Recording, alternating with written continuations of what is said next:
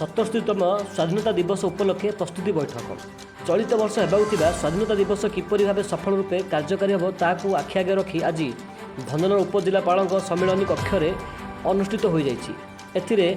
सभापति करते भंजनगर उपजिलापाल ज्योतिशंकर राय और आंचलिक परिवहन अधिकारी शुभेन्दु रंजन राय, उपखंड सूचना लोक संपर्क अधिकारी गौरीशंकर शतपथी, सेहीपरि विज्ञापित अंचल परिषद कार्यनिर्वाही आशुतोष गौरव कर, शिक्षक शिक्षयित्री समाजसेवी सुलमणि पाणी शतपथी, पंचानन पाल, सुशांत महापात्र, जगदीश पाणीग्राही, उपखंड चिकित्सालय परिचालक विचित्रानंद पाणीग्राही और समस्त सांबादिक बंधुगण उपस्थित रही विभिन्न दिगरे आलोचना करेंगे किपरि भाव में से दिन सड़क परिचालन कर तथा पिला किपरि प्रस्तुत कर से दिगरे आलोचना करते। ब्यूरो रिपोर्ट जनता खबर।